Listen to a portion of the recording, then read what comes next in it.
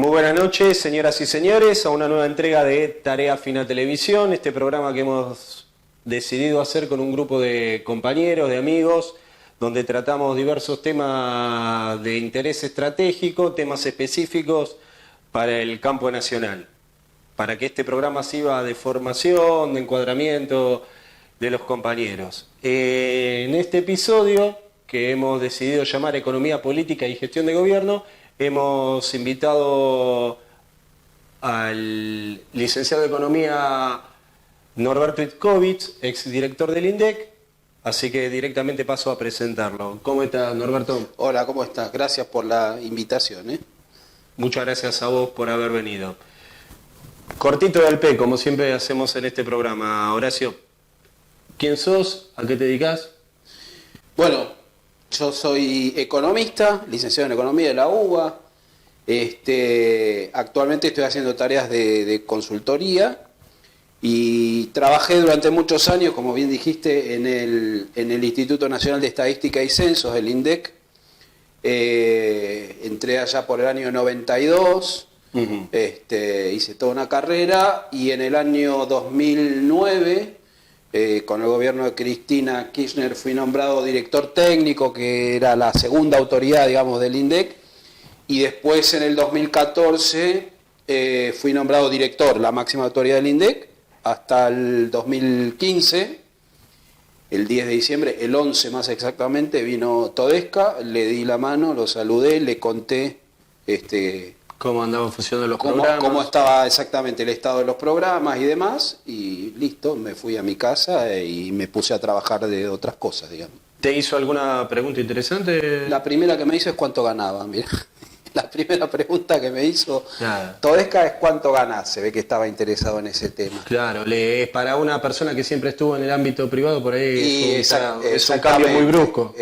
Bueno, es un cambio muy brusco o ver de dónde se saca la diferencia, ¿no? Claro. Bueno, sí, tiene sentido.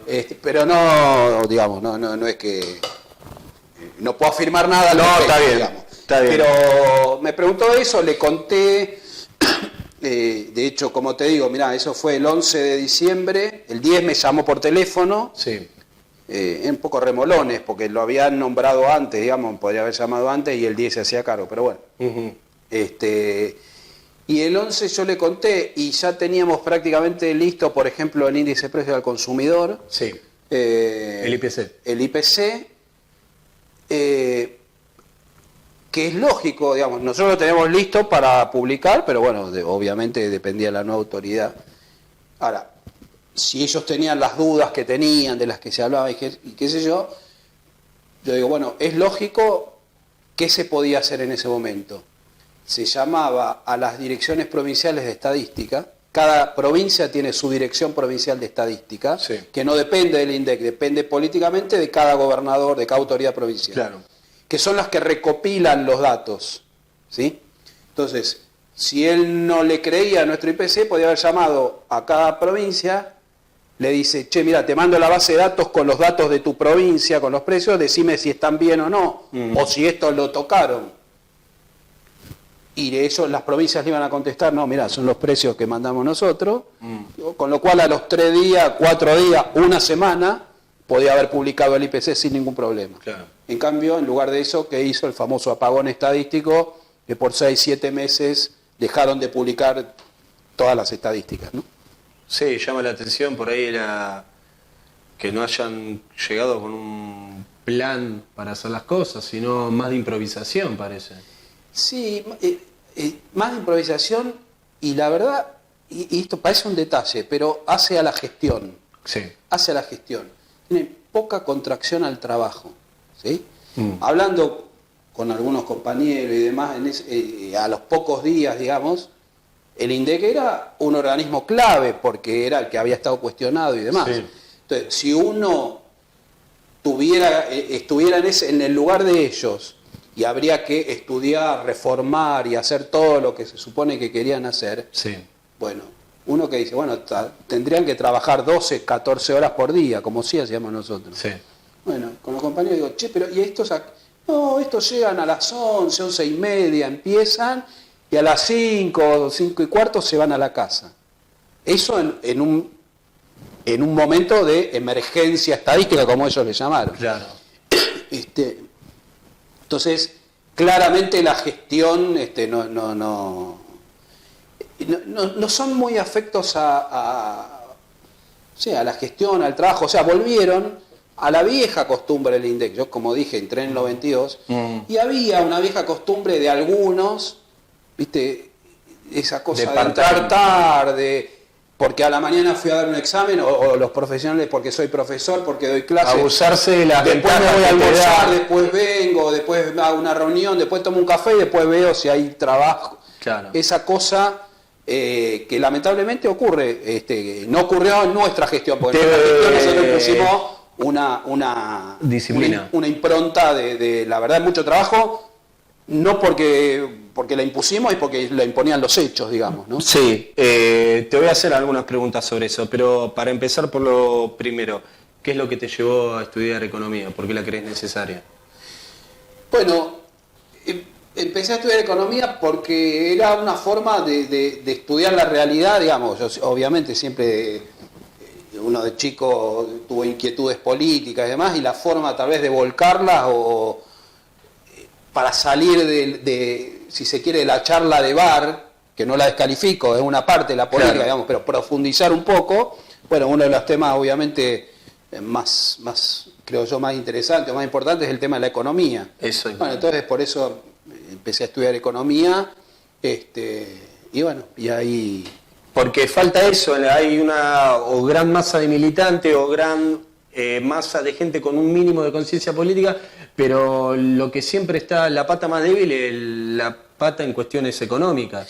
Sí, los conocimientos técnicos. No solo en economía, sino en distintos temas. O sea, está muy bien, obviamente, las discusiones de amigos, de bar, de política y demás.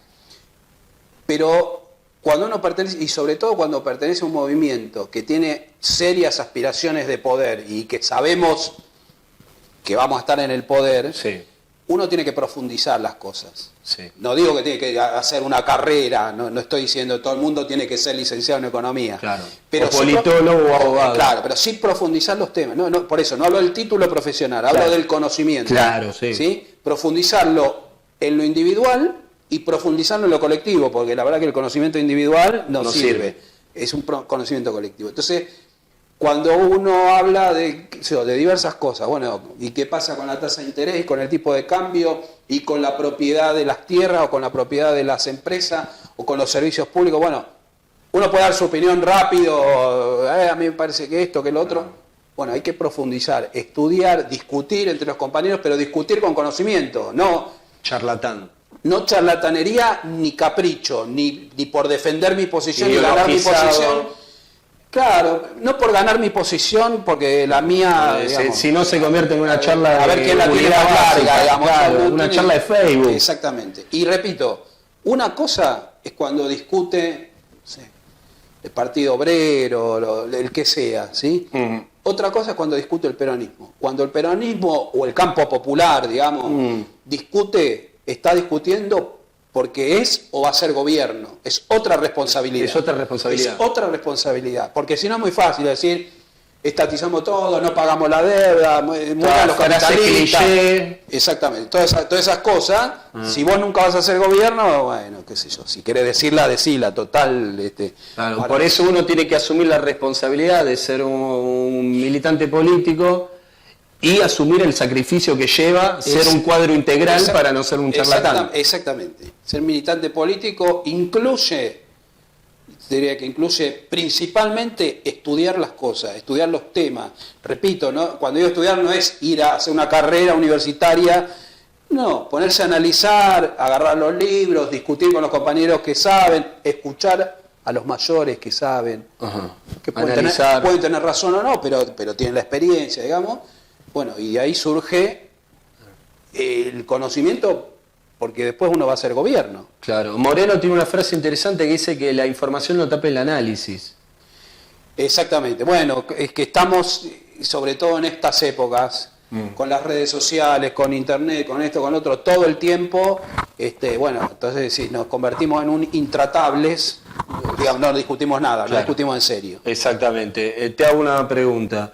¿Qué es más importante, la economía, la política o qué rol cumple la economía en la Bueno, política? no son dos cosas separadas, de ninguna Ujú. manera son dos cosas separadas. Digamos. La economía sola no existe. Bueno, de hecho, la carrera se llamaba, o el título era licenciado en Economía Política, y después la dictadura le sacó la palabra política, digamos, y le puso licenciado en Economía, digamos. Es interesante, ¿no? No existe la economía sin la política. No existe. Entre otras cosas, por eso, vos fijate los consultores, estos los más conocidos, ¿no? Sí. Que aparecen en los medios y hacen, por ejemplo, las estimaciones de las principales variables macroeconómicas. Ujú. ¿No? Entonces, ¿cuánto va a ser? Entonces, cada fin de año empiezan, ¿cuánto va a ser la inflación? ¿A cuánto va a cerrar el dólar a fin de año? ¿Cuánto va a crecer o no, o decrecer la economía? ¿Cuánto va a ser la tasa de interés? ¿Cuánto el déficit? ¿Cuánto el comercio de la balanza, el resultado de la balanza de pagos? Todas las variables, o muchas de las variables macroeconómicas. Y eso lo aportan en, digamos, toda esa información, son como 50 consultoras, al Banco Central. Y entonces el Banco Central promedia todas esas variables y dice, bueno, más o menos va a pasar esto con la economía. Bueno. Ahora, vos fíjate, a fin de año, oficialmente se proyectaba 10 de inflación para el 2018, más o menos 2, o sea, entre 8 y 12. Después, en la conferencia de prensa el Día de los Inocentes, cambiaron la proyección, digamos, la meta de inflación la llevaron a 15. Sí. Ahora, algunos economistas decían, bueno, y va junto con el gobierno, no coincidían en eso, 3,5 va a crecer el producto. Y la inflación va a ser, va a ser esa, 17, 18, y el dólar a fin de año va a estar a 18, 19. Sí. Bueno, entonces, si la economía no tuviera nada que ver con la política, todo eso se hubiese cumplido. ¿Por qué no se cumplió? Bueno, porque hay un montón de cosas. No es matemática, Claro. o no es solo matemática. ¿Sí? Hay comportamientos, hay causalidades que hacen, y es más, no solo internas o endógenas, sino exógenas. Exacto. El mundo también juega. ¿Sí? Y a fin de año del año pasado, digamos, había que estar muy ciego para no ver lo que ya había dicho, por ejemplo, el nuevo presidente de la Reserva Federal de Estados Unidos, el Banco Central de Estados Unidos, llamémosle, Claro. que había dicho que iban a incrementar las tasas de interés. Entonces, cuando ahora el gobierno dice, no, lo que pasa es que el factor externo nos subieron las tasas de interés, como si fuera una sorpresa. Claro. No hay ninguna sorpresa, era perfectamente previsible todo eso. Bueno, entonces esos son los factores políticos que juegan. Entonces la economía y la política no van separadas, van juntas, siempre van juntas. Exacto. ¿Cómo fue tu carrera desde el 92 en adelante hasta llegar a ser director, máxima autoridad del INDEC? Mirá, yo entré en el 92 al INDEC, a un lugar que hacíamos, se llamaba la Oficina de Estadística de Sociedades Anónimas. Agarramos los balances trimestrales de las publicaciones trimestrales de la Bolsa de Comercio, que publicaba los balances de las empresas, y sacábamos indicadores y demás.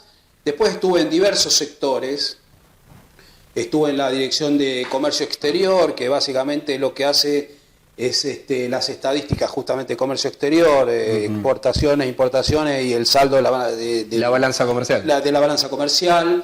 Estuve en el índice de precios al consumidor, digamos, en la elaboración del índice de precios al consumidor. Estuve en las estadísticas industriales, digamos, estuve viendo en muchos de los sectores. El INDEC hace muchas estadísticas de distintos sectores. Y bueno, y ahí fui evolucionando hasta que, digamos, esto que te decía, la política y la economía, las pude combinar, porque obviamente el cargo de director técnico y después de director del INDEC es un cargo político, siempre fue político, no es que fue político con el gobierno anterior. Siempre, ¿por qué digo? Porque siempre fue nombrado por decreto del presidente, Claro. desde que se creó el INDEC en el 68. Ajá. Por eso nosotros discutimos cuando dicen el INDEC intervenido. No, el INDEC no estuvo nunca intervenido. Siempre el presidente nombra, como a Todesca también, Claro. actualmente, un director del Instituto Nacional de Estadística y Censo. Sí. Entonces, obviamente, si te nombra el presidente, es político. Exacto. ¿Sí? ¿Qué pasa en otros países? Mucho se habla en materia estadística y demás. Bueno, la independencia de los institutos de estadística y demás. ¿Sí? Ahora, en España cambia el jefe de gobierno, cambia el ministro de Economía, cambia el director del Instituto de Estadística. En Francia lo mismo. En Estados Unidos pasa lo mismo. Salvo en México ahora recientemente, porque la independencia... En todos los países pasa lo mismo. Que eso no le quita independencia, porque lo que... Digamos, la línea política lo que define es qué estadísticas se van a hacer, con qué periodicidad, se discute metodología y demás. Ahora, una vez que se acuerda eso, bueno, listo, después, digamos, una vez que se acuerda la línea política de lo que hay que hacer, se hace con el máximo rigor estadístico, el máximo rigor científico, ¿no? Pero bueno, ahí estuve en el INDEC en varias áreas, lo que me permitió conocer muchos de los programas del INDEC, casi todos. Y aprendiste mucho de la administración pública. A la hora de conducir, bueno, una cosa es que venga a conducir un organismo como el INDEC, alguien que paracaidista que no sabe el tema, que está en todo su derecho y puede aprender, no digo que no pueda.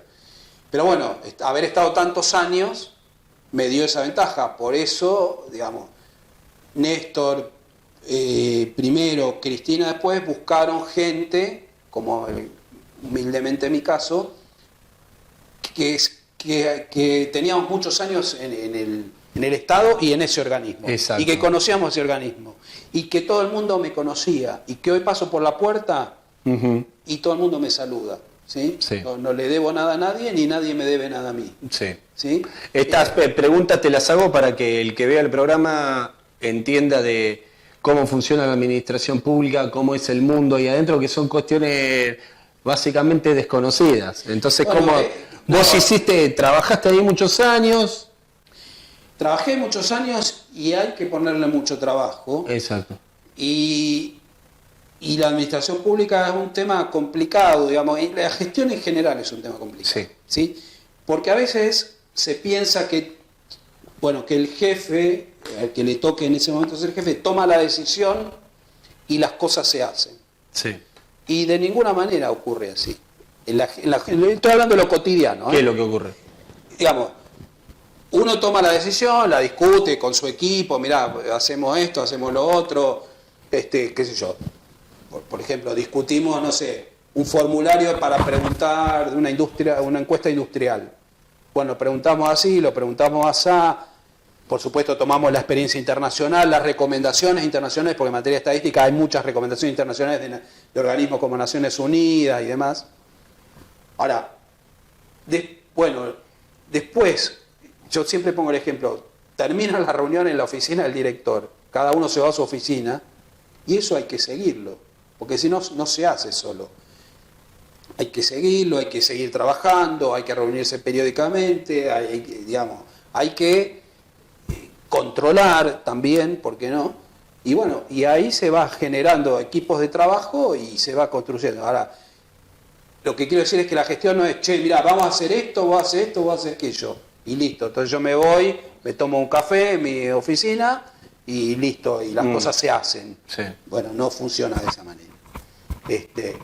También hay algunos, viste, que se resisten a los cambios. Claro, por eso, ¿cómo va alguien que está en la administración pública, con qué desafíos se encuentra y cómo lo Y a veces es cómodo, qué sé yo, una determinada encuesta hecha de una determinada forma y que hace, no sé, 20, 25 años que se hacía de la misma forma. Claro. Entonces, bueno, los encargados de hacerla, bueno, están cómodos, porque es siempre lo mismo, viste, más o menos es cómodo, no es mucho trabajo.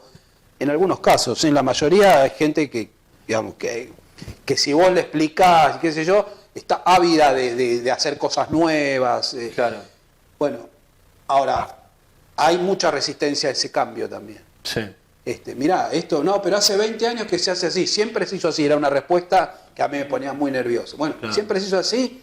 Que debe por ahí en su momento servía. Estatales. ¿Cómo? Que debe pasar en todos los organismos. Debe pasar en muchos organismos estatales, exactamente. Entonces, siempre se hizo así. Bueno, en su momento, hace 25 años, a lo mejor servía hacerlo así. Ahora no sirve hacerlo así. Hay que cambiar. Cambiemos. no cambiemos de... Claro, no cambiemos como para el lado amarillo, no cambiemos en serio, digamos.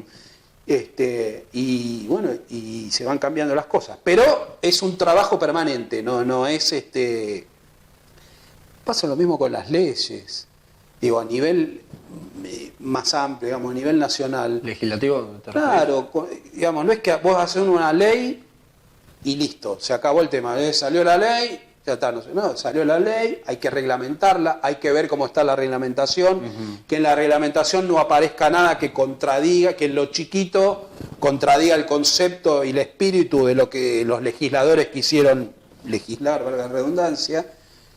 Y después que los organismos, digamos, los organismos de aplicación lo apliquen. ¿Sí? Bueno, eso lleva un trabajo y es un trabajo permanente en el Estado. No es que, digamos, uno toma la decisión y después se ejecuta solo y se acabó el tema. Entonces, necesitas un Estado eficiente, unos grupos de trabajo... Mirá, siempre hay una cuestión de, digamos, un conocimiento o un saber vulgar, digamos, vulgar en el sentido que todo el mundo piensa, bueno, el privado es eficiente y el Estado es ineficiente. Sí, un mito. Bueno, entonces, cuando uno tiene la responsabilidad de estar en el Estado, tiene que ser el más eficiente y tiene que dar el ejemplo, ¿sí? Y tiene que ser el más responsable en todos los aspectos.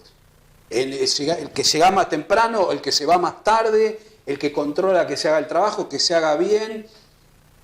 Si yo hago una encuesta en el INDEC, no tiene por qué ser peor o más lenta que cualquier encuesta del sector privado. Todo lo contrario, tiene que ser mucho mejor, porque además tiene una estructura más grande. Y en cualquier organismo del Estado es lo mismo, tiene que ser el más eficiente, no el menos eficiente. Y las personas que trabajan ahí, los que trabajamos en su momento en el Estado, tenemos una responsabilidad inmensa, porque de nosotros dependía que no se dijera, che, mirá, estos son ñoquis, son vagos, no trabajan. Bueno, nosotros trabajamos y trabajamos mucho, verdaderamente, y esa es la impronta que intentamos darle. Y a los chicos jóvenes y demás, que estudien. No, porque a veces también pasa, bueno, ya estoy en el Estado, tengo mi carguito, no un cargo ejecutivo, digamos, un cargo me duermo, de línea, qué sé yo. Me duermo, no hago nada, total, de acá nadie me echa y qué sé yo. No. Hay que estudiar, hay que especializarse, hay que profundizar, hay que proponer. Sí. Hay que proponerle a un jefe, mirá, estamos haciendo esto, ¿por qué no agregamos lo otro? ¿Por qué no encuestamos tal cosa? ¿Cómo se hace eso en el Estado? Estas cuestiones de que es muy renombrado eso de la capacitación. Sí, pero también hay un tema con eso de la capacitación, porque tiene que ser una capacitación en serio en el Estado. En el Estado hay que hacer una capacitación en serio. Una empresa privada que manda a su personal a capacitarse, si esa capacitación no le sirve para digamos, después para su trabajo en la empresa, sí, es ineficiente y está dilapidando recursos. Sí. Bueno, en el Estado tiene que ser el mismo criterio. La capacitación tiene que ser para las personas, pero tiene que volver al Estado. Pero yo no puedo capacitar a una persona que está en el Instituto de Estadística para que vaya a aprender, no sé, pintura, qué sé yo, o fotografía, con todo el respeto. Que no estoy descalificando. No, pero en el INDEC un organismo técnico de la materia. Exactamente. Claro. Y bueno, eso es lo que intentamos hacer nosotros. Bueno, en algunos casos nos salió bien, en algunos no tanto, pero en general la política que nosotros tratamos de bajar cuando estábamos ahí era esa. Pero todas estas cosas requieren mucho trabajo. Nada se hace solo. Claro. Todo esto requiere mucho trabajo. Me ayudó conocer a las personas. Por esto de la trayectoria. Claro. Por eso digo, no es que alguien que viene de afuera no puede gestionar. Ahora, puede gestionar si se interesa, si vas conociendo a la gente, que yo desde el año 92, cuando asumí como director técnico en el 2009, después como director en el 2014, bueno, Los conozco, yo sé uno que había dejado la carrera, otro que había hecho un posgrado. Toda la dinámica interna la sabía de memoria. Exactamente, más o menos vas conociendo a la gente. Es como ir a la cancha 20 Y la años gente te seguidos. conoce a vos también y sabe cómo sos, entonces no puedes venderle una cosa que no sos. Claro. ¿No? Y bueno, entonces también juega mucho en la gestión del Estado, como creo que en el sector privado también, no creo, como en el sector privado también, el tema después de las relaciones personales. Claro. Pero bueno, eso, digamos, uno tiene que ser consciente digamos, que las relaciones tienen que ser profesionales, que no puede influir la cuestión personal. Si una persona me cae bien, me cae mal, bueno, no importa. Si hace bien su trabajo, hace bien su trabajo. Se conduce en el sector privado y se conduce en el sector público también. Lo que digo yo es que no tiene por qué el Estado ir a la saga del sector privado en el tema de eficiencia. No debería ocurrir. No debería ocurrir. Ocurre en algunos casos, lamentablemente, pero bueno, la responsabilidad siempre es tratar de achicar esa brecha en los sectores donde la hay, ¿no? Sí, subir el nivel de profesionalización. Sí, repito, y seriedad. Y de profesionalización, que tampoco quiere decir un título universitario. Claro. ¿Sí? Porque nosotros teníamos, por ejemplo, la persona que hacía las estadísticas de comercio exterior, se jubiló cuando yo terminé en el 2015, estuvo 52 años en el INDEC. Y era la persona que más sabía de estadística de comercio exterior, o sea, la nomenclatura común del Mercosur más o menos te la decía a la memoria. Vos le decías norma, se llama, la posición, no sé, tornillos, decía él tal número, se la acordaba, o sea, y no tenía estudios universitarios, no los tenía completados los estudios universitarios. Es muy interesante. Pero también el respeto por la persona de mucha trayectoria, eficientes, que conocen mucho su trabajo, y bueno, que después si tienen título universitario o no, en ese caso es anecdótico, porque la verdad que... Claro, totalmente. Es muy interesante que alguien que, como vos, que estuvo de director en la gestión de gobierno de un instituto de la administración pública, pueda contar esto, porque sirve como guía para poder conocer realmente cómo funcionan el Estado. Con respecto a este tema, Norberto, ¿qué nociones económicas básicas tiene que tener por lo menos alguien que piense en clave nacional?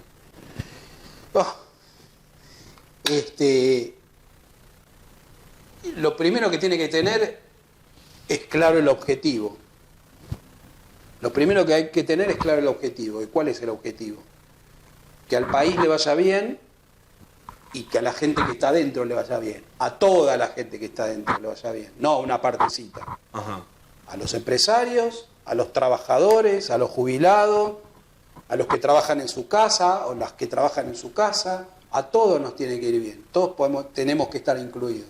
Entonces lo primero es tener el objetivo y a partir de ahí definir, bueno.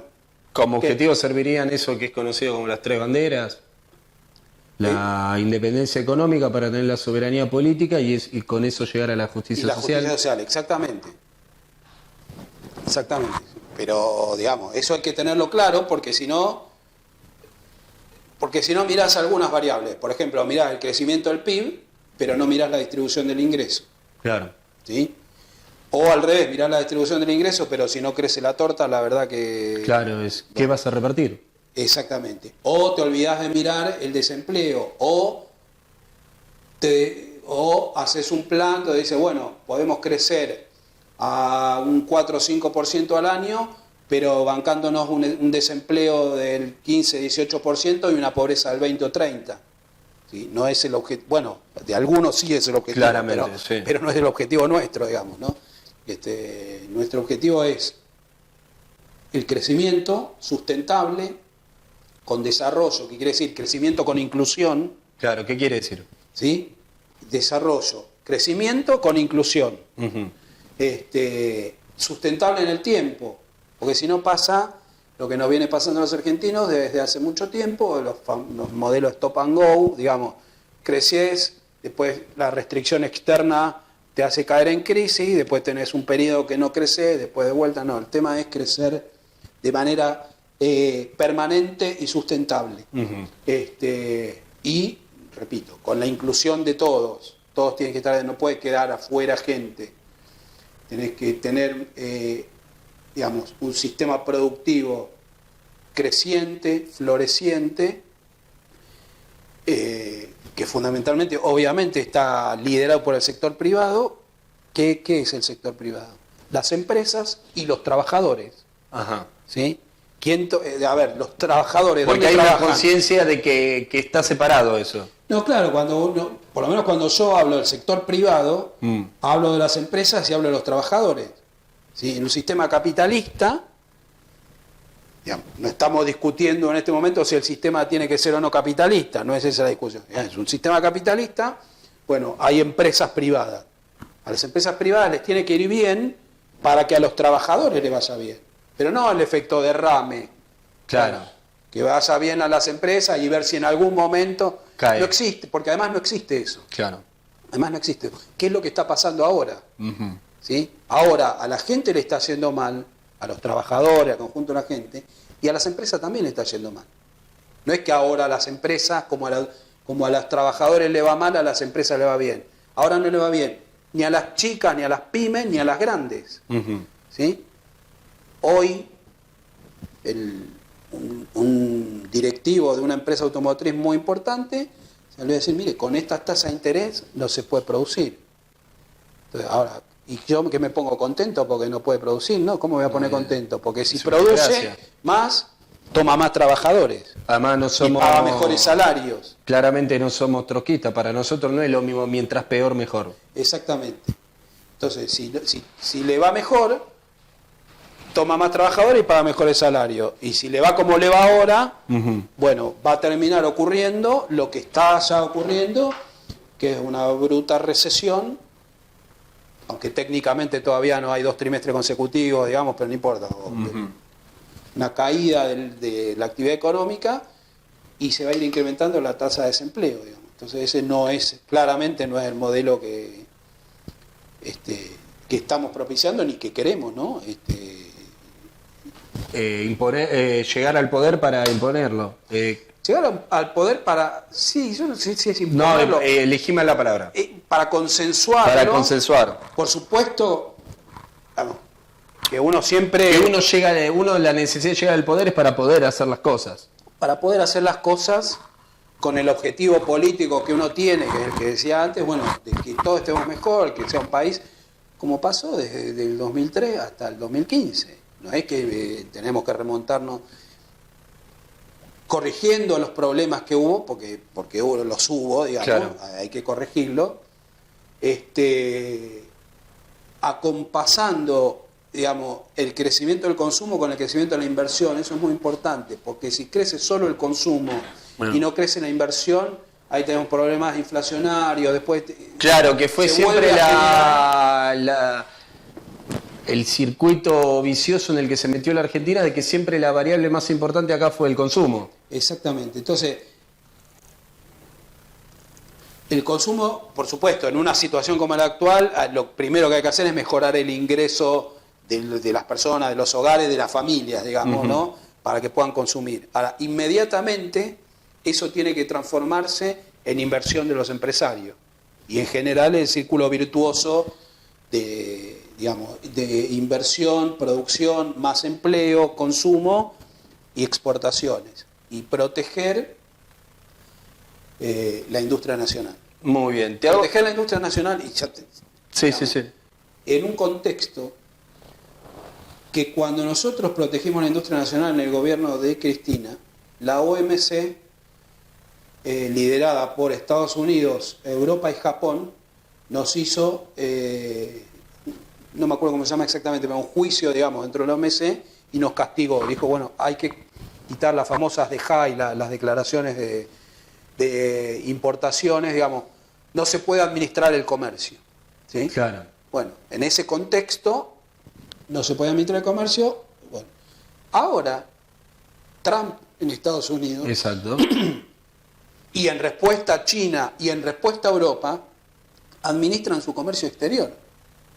¿Sí? Entonces, si ellos lo hacen, Bueno, nosotros con más razón tenemos que hacerlo. Una administración inteligente, no es una cuestión de cerrar todo y que no entre nada. Sí, digamos, claro. ¿no? Una administración inteligente mientras la industria nacional va logrando la competitividad que tiene que lograr para en un mediano o largo plazo poder competir con los productos en todo el mundo, ¿no? Con energía barata para las empresas, para que produzcan de manera competitiva, y con alimentos baratos para que la población tenga un bienestar que hoy no tiene. Muy bien. Siguiendo esta línea, para luego volver al mismo tema.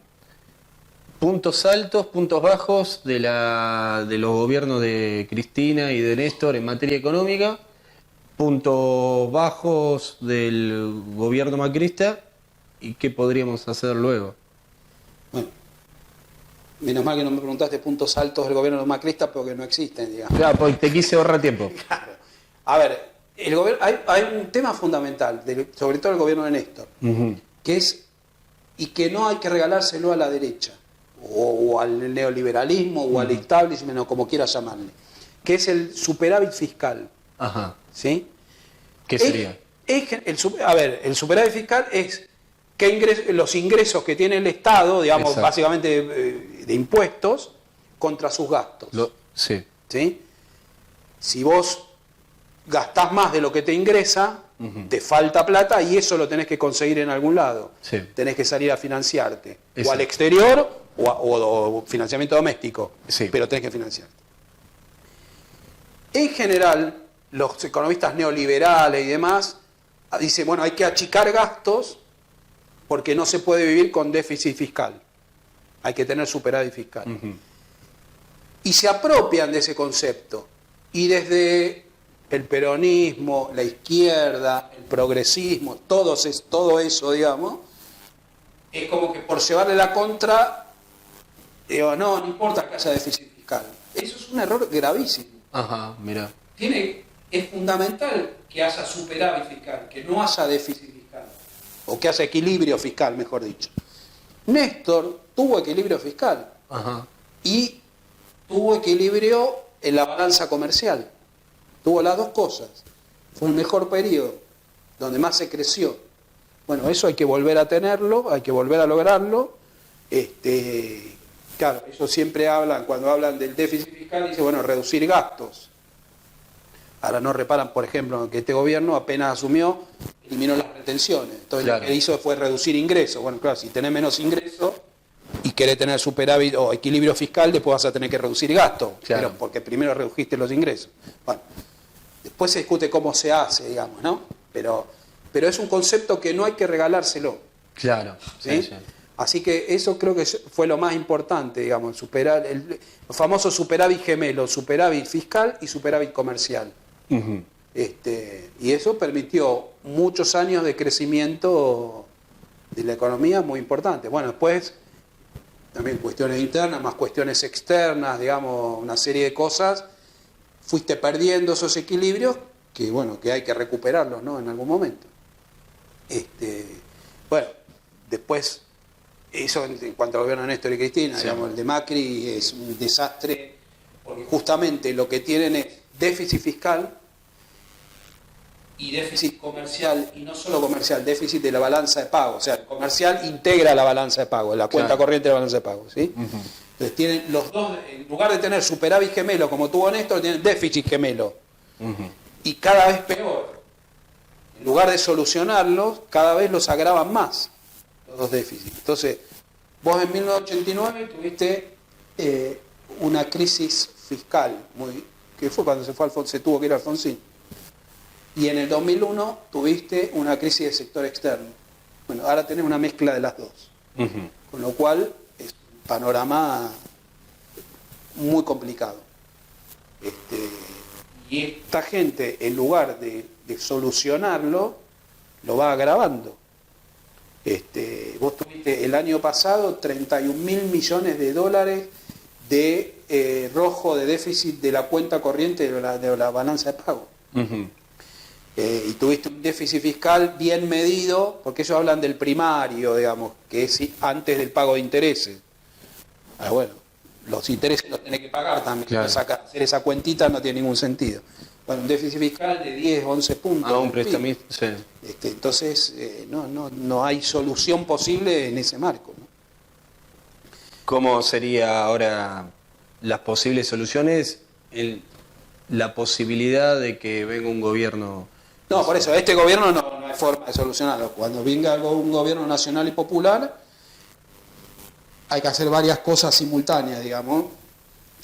Es mejorar los ingresos de la población, claramente, que empiece a reactivar el consumo, mejorar el tema de la inversión, todo eso, además, por mayor recaudación de impuestos, por mayor actividad, te mejora el déficit fiscal, digamos, hasta lograr un equilibrio, Sí. y administrar el comercio exterior para no importar cualquier pavada, digamos, y repito, administrarlo no es cerrar todo, o sea, y cerrarlo discrecionalmente, es administrarlo con inteligencia, en un plan que lleve a las empresas nacionales a poder, en un plazo razonable, ser más eficientes, ser competitivas, y entonces ahí ya no vas a necesitar más administración del comercio exterior. Muy bien. Pero eso es mediano o largo plazo, ¿no? Digo, decirlo por ahí es fácil, hacerlo por supuesto Claro, que no. pero por lo menos para sencillo, un pero más... sí tener la idea clara. Esto que te digo del déficit fiscal es fundamental. Es como el tema de la seguridad. Sí. No tiene nada que ver, me vas a decir. Pero el tema de la seguridad, viste que el tema de la seguridad es un tema que en general se apropia a la derecha también. También, sí. ¿Sí? ¿Y a quién perjudica? A ver, la inseguridad. A los sectores más postergados, a los más vulnerables, el trabajador. Bueno, entonces, el tema de la inseguridad no tiene por qué ser un tema de la derecha, tiene que ser un tema del peronismo, del campo popular, como quieras llamarlo. Sí. ¿Sí? Bueno, con esto, con el déficit o el superávit o el equilibrio fiscal, es lo mismo. No hay que regalarse. O con el capital privado. Y el ejemplo es claro, fue Néstor Kirchner. Ujú.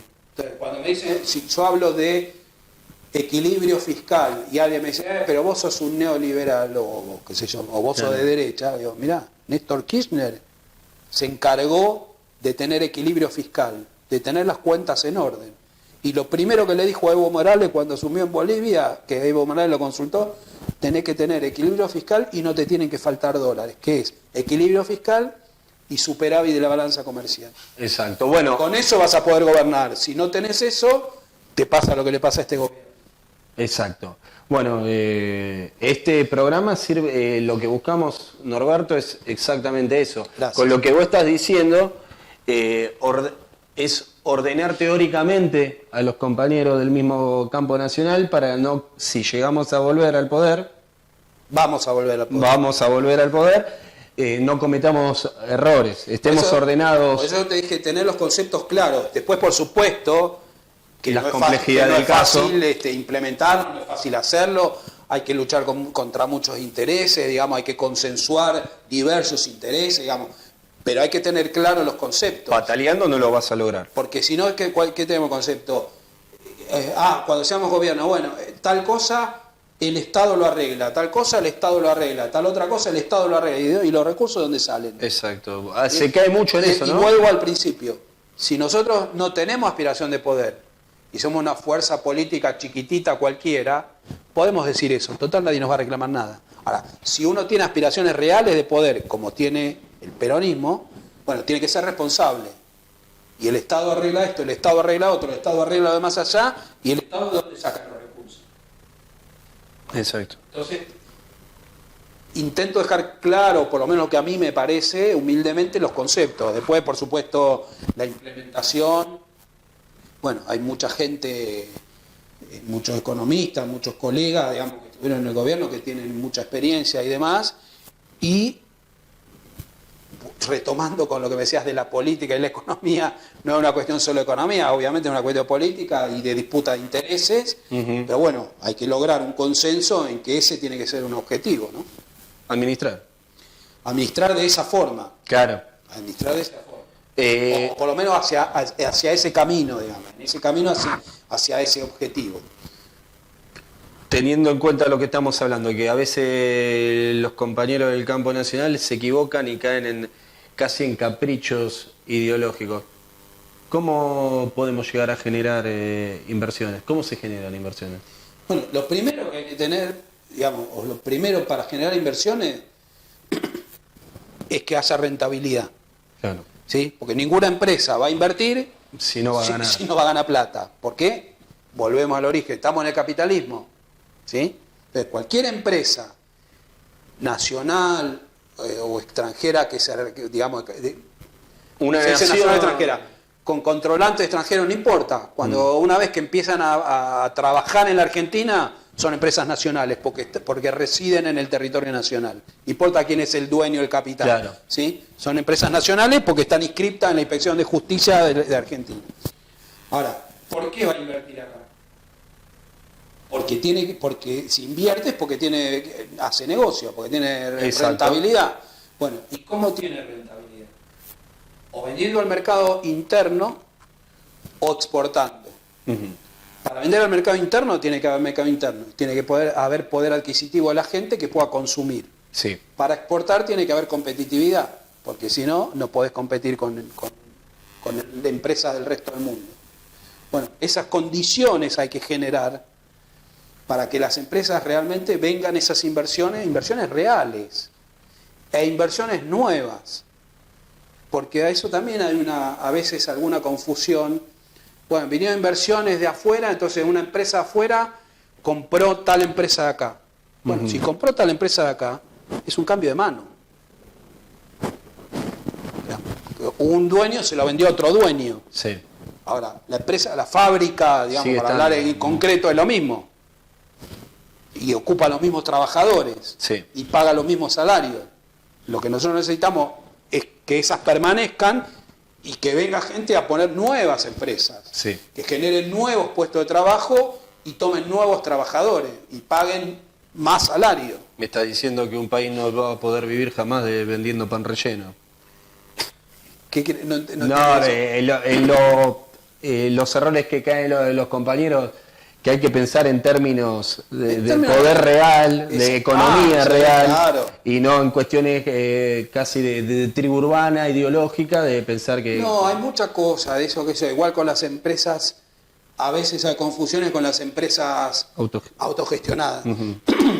No, entonces, no importa si son autogestionadas, o sea, no importa quién es el dueño. Si el dueño son los trabajadores, bueno, mejor que sean los trabajadores.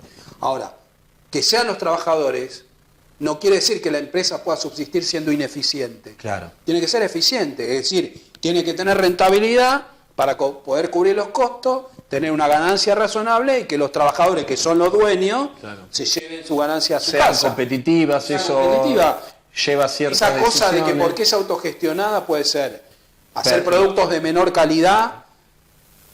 Total, después le pedimos un subsidio al Estado. Claro, ahí aparece el papá Estado solo para mandarse cagadas. Bueno, eso es insustentable, totalmente insustentable. Las ideas de las cooperativas. No, pero es que las ideas de las cooperativas están bien. Claro, sí. Pero no tiene por qué ser ineficiente. O sea, que si una silla la fabrica una empresa privada, una empresa privada de un dueño, claro. O la fabrica otra empresa privada, sale 100 pesos buena. Porque los dueños son los trabajadores, no importa, la silla tiene que estar bien hecha, un precio competitivo. Con un precio competitivo, ser de buena calidad y venderse y que la gente tenga plata para comprar la silla. O que sea competitivo el precio internacional para poder exportarla. Exacto. ¿Sí? No es que porque es de los trabajadores o es cooperativa, tiene que ser distinta. Claro. O se le puede permitir, que es parecido conceptualmente a lo que te dije antes del Estado. No es que porque el Estado se le puede permitir ser más ineficiente, ser más caro. No, de ninguna manera. Todo lo contrario te diría. Todo lo contrario, es una responsabilidad. De nuevo, decirlo es muy sencillo, hacerlo es complicado, pero si nosotros vamos a hacer gobierno tenemos que tener claro el esos objetivo. paradigmas por lo menos los tenemos que tener ordenados. Exactamente. Muy bien. Sí se puede ayudar que eso el Estado, a una empresa, digamos, al inicio o por un periodo determinado. Bueno, la Administración de Comercio Exterior es eso, una Administración de Comercio Exterior, ayudar a las empresas a proteger, digamos, la industria nacional no puede ser eterno. No puede ser eterno. No puede ser eterno. Entonces, bueno, por un tiempo determinado hasta que vos veas que son competitivos. Y hay otro tema que es muy interesante, digamos, del contexto internacional que te comentaba de Trump en Estados Unidos, lo que está haciendo Europa y China, digamos, proteger sus industrias. Sí. En Estados Unidos, para proteger, por ejemplo, para poner aranceles, como puso hace poquito, a la importación de aluminio y de acero, invocan en Estados Unidos razones de seguridad nacional. Y ahora, eso fue hace 2 o 3 semanas, y hace menos, 1 semana o 10 días, invocaron también razones de seguridad nacional para impedir, por ejemplo, que los chinos, empresas chinas, participen con más de determinada participación, dependiendo del sector, en las industrias tecnológicas de Estados Unidos. ¿Sí? Entonces, eso es entender, digamos, cómo funciona y proteger a tu industria. Sí. Más allá que lo haga Trump, no es que estoy defendiendo a Trump, Sí, digamos, sí, sí. no. Pero ese tipo de políticas que hace Estados Unidos, lo que nos permite a nosotros decir, bueno, mire, si la hace Estados Unidos allá, la podemos hacer nosotros acá. Claro. Te da por lo menos el aval político de claro, que ellos no interfieran porque están la está ocupados haciendo en lo Estados Unidos, suyo. y repito, y China le está respondiendo de la misma forma y Europa le está respondiendo de la misma forma. Rusia. Entonces, y no, Rusia es otra cosa, Claro. porque Rusia, que es una economía más chiquita, que lo que tiene es gas, digamos. Claro. ¿No? Una economía, en el contexto mundial, Rusia es muy importante en lo armamentístico, Sí. pero no en lo económico. Muy bien. En lo económico sí con el gas, porque provee de gas a toda Europa. Claro. Y en eso tienen un acuerdo. Estados Unidos saca su shale gas barato para sus industrias, con lo cual sus productos van a ser cada vez más baratos para invadir el Exacto. mundo. Y Rusia provee a un precio más alto el gas a Europa, digamos. Y ese es el acuerdo Trump-Putin.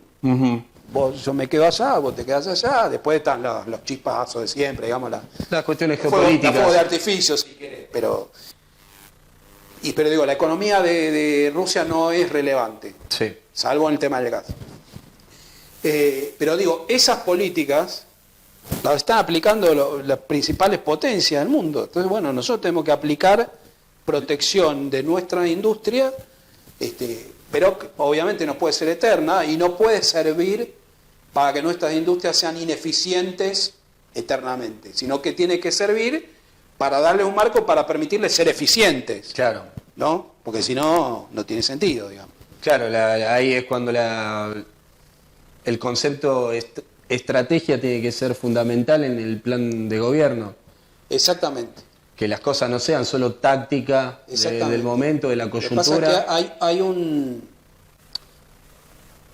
una cuestión que yo noto así, te diría, no como exfuncionario ni nada, sino como ciudadano común. Sí. Y que yo lo ligo con lo mismo a veces con la metáfora futbolera. A veces los presidentes o los gobiernos se enamoran, si les va más o menos bien. Claro. Sí, entonces, con la convertibilidad, al principio, bueno, lograron frenar la inflación y demás, se enamoraron de ese esquema. No salieron, bueno, así terminó. Y pasa eso, y a veces es difícil en el medio cambiar, decir, bueno, mira, los primeros 2, 3, 4 años hay que hacer tal cosa, pero el siguiente, si volvemos a ganar la reelección, hay que cambiar, porque ya ese mismo esquema no sirve, porque si a vos te fue bien y ganaste la reelección, decís, bueno, sigo con esto. Claro. Bueno, y después termina mal. En el fútbol, vos podés salir a atacar. Ahora, si va ganando 1-0, 2-0, volvés para atrás y te cuidás. Cambiaste el esquema. En el medio del partido cambiaste el esquema. Y un buen equipo es el que se adapta a diversos esquemas en un mismo partido. Exacto. No siempre juegan siempre todo adelante o siempre todos atrás. Sí. Bueno, en política o en el gobierno, en la gestión, habría que poder hacer eso. Es decir, lo que pasa es que, claro, los periodos electorales y demás a veces juegan también. Entonces, Sí. no voy a cambiar porque desde el año que viene hay elecciones de diputados y dentro de 2 años de presidente. Y entonces Sí, se complica tener estrategia Exactamente. cuando vivís en la coyuntura. Entonces, se complica pensar en un mediano largo plazo, a pensar a 5 años, a 10 años o a 15 años. Pero bueno, nosotros, repito, en el peronismo, en un partido o en un movimiento que va a ser gobierno, tenemos la responsabilidad de pensar y debatir estas cosas, ¿no? Exacto. Volviendo al plano internacional, de la economía internacional, ¿Qué podría, si estaríamos en el gobierno, dadas las ciertas situaciones que me comentaste en el plano internacional, qué podríamos aprovechar de esa coyuntura internacional? No, bueno, esto que te decía, digamos, los organismos que nacieron, digamos, de los acuerdos de Bretton Woods, básicamente el Fondo Monetario y la Organización Mundial de Comercio, que no se llamaba originalmente, pero después cambió el nombre. Bueno, el Fondo Monetario no, pero la Organización Mundial de Comercio, digamos, al quitarle apoyo a Estados Unidos, prácticamente está desapareciendo. Estados Unidos, ¿qué dice? Voy a proteger mi aluminio, mi industria de aluminio, mi industria de acero, mi industria tecnológica, y los demás países que dicen, voy a hacer una denuncia en la OMC. Y la OMC, si no está Estados Unidos, la verdad que no. Claro. Querramos, nos guste o no nos guste, es la principal potencia económica del mundo, digamos. Exacto. Así que, bueno. Entonces, esa coyuntura hay que aprovechar. Porque hay otro tema, lo que te decía, el gas barato, la energía barata en Estados Unidos, lo que está provocando es que la producción, los productos industriales en Estados Unidos se abaraten. Exacto. Bueno, eso va a provocar una invasión al resto de los países. Después, China no va a poder exportar a Estados Unidos por las protecciones estas. Alguien le va a tener que vender. Bueno, si nosotros dejamos nuestro comercio abierto, bueno, nos va a ir mal. Exacto. Nos va a ir mal. Entonces tenemos que administrar el comercio exterior. Y la coyuntura. Es un concepto bastante interesante el de administrar el comercio exterior. Te repito, es un concepto que hace 4 o 5 años nuestro gobierno se vio obligado, bueno, de hecho creo que el 31 de diciembre de 2015 vencía, hasta que estuvo nuestro gobierno, estuvieron las DEJA, digamos, las declaraciones juradas anticipadas de importación, que era la forma de administrar el comercio interior. Y ese juicio ante la OMC nos obligó el 31 de diciembre de 2015 a terminar con las DEJAI y abrir el comercio. Ahora, el contexto cambió, ganó Trump, la política comercial cambió, la OMC perdió poder, ¿sí? Bueno, entonces hay otro contexto que tenemos que aprovechar de manera inteligente, repito por tercera vez, no para cerrar todo y que no entre nada, ¿sí? Sino para tener una política, un modelo de desarrollo, como decimos nosotros, permanente y sustentable, que le permita a nuestras industrias ganar competitividad con energía barata y poder a mediano plazo competir con los productos en el exterior. Muy bien. Norberto, ¿puede ser que hayan desarrollado un plan de contingencia? Sí, bueno, digamos, eso lo desarrollaron algunos compañeros. Ajá. Justamente por la responsabilidad que implica no saber qué va a pasar con este gobierno. Ajá. ¿No? ¿Cuál es la situación? Bajo ese criterio lo hicieron. De nuevo, si vos sos, no sé, del frente de izquierda de no sé qué, o de algún otro partido, podés decir cualquier cosa, total, sabés que no te vas a hacer cargo del gobierno. Exacto. Ahora, si vos sos peronista, está esa posibilidad. Bueno, entonces hay que saber qué es lo que vas a hacer si ocurre. Y bueno, hay que preparar la gente y preparar un plan intermedio, digamos, un plan transitorio, un plan de contingencia, hasta después implementar lo que nosotros le llamamos el MODEPI, modelo de desarrollo económico permanente y sustentable, ¿no? Muy bien. Que básicamente es esto, un desarrollo de la industria con énfasis en la inversión, en la oferta, que incluye a todos, por eso es desarrollo y no solamente crecimiento, que es permanente, no es que por 2 años y después vienen los problemas y después otra crisis, y sustentable, que es cuidando el medio ambiente, cuidando nuestro país, la casa común, digamos, como le llamamos, ¿no? Repito, después hay que, por supuesto, discutir los lineamientos finos y la implementación, pero hay que tener claro por lo menos el objetivo hacia el que uno quiere ir. Claro. ¿No? Otro objetivo podría ser, no, bueno, miren, nuestro objetivo es estatizar todo. Estatizamos la empresa de servicios públicos, estatizamos los canales de televisión, hacemos la reforma agraria. Bueno, es discutible, pero es otro modelo. Claro. Es otro modelo. Son dos modelos distintos, digamos. Después no hay absolutos, digamos, ¿no? Pero por eso hay que discutir para dónde uno quiere ir y si eso, de estatizar todo, es factible. Es viable. Es viable en un mundo capitalista, digamos, en todas esas discusiones de que son interesantes para clarificar qué es lo que uno quiere. Después, repito, hay que implementarlo, que no es una cuestión sencilla. Muy bien. ¿Qué para los compañeros que ven el programa, o economistas, o esto de un modelo como el que estás mencionando, dónde podemos ir a buscar información correspondiente para estar un poco más empapados en el tema, un poco más enmarcados en el tema? Mirá, no es ir a buscar información, es generar entre todos conocimiento, que es lo que hablamos al principio, estudiar entre todos estas cosas, porque no es que esto viene dado de alguien que es un genio, iluminado, y baja un manual nos ilumina. Exactamente.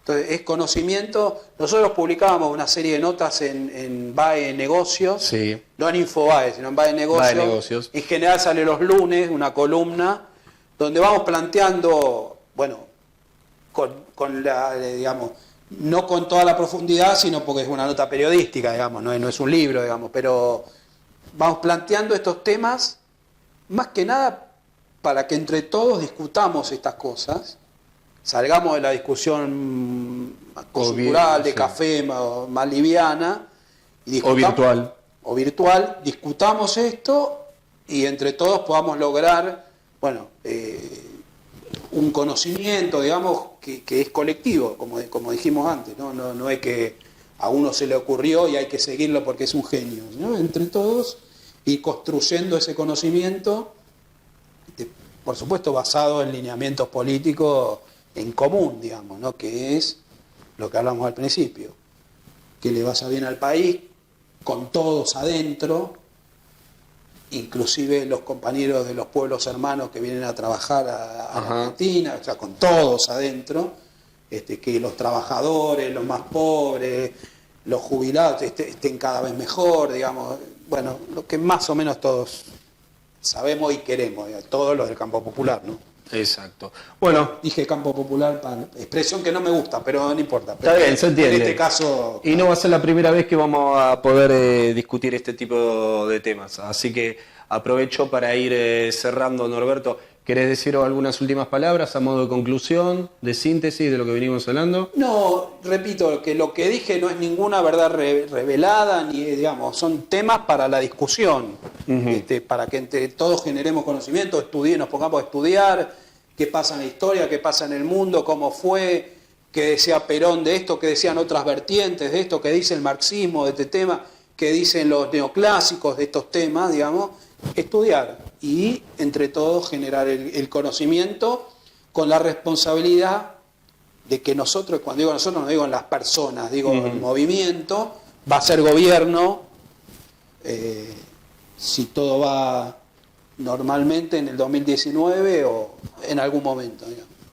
Muy bien, para ir cerrando, cualquier cosa, como dice Norberto, la construcción es colectiva, el conocimiento es colectivo, y durante todo el programa están las redes sociales o la forma de comunicarse con nosotros para que cualquier cosa, este programa también lo hagamos entre todos y este conocimiento, estos debates, podamos ir siguiendo, construyendo este programa para ir siguiendo, profundizando los temas. Así que te agradezco mucho por haber venido. No, gracias a vos por la invitación, espero que haya generado disparadores para el debate, ¿no? Excelente. Muy bien, muy buenas noches, gente. Un abrazo.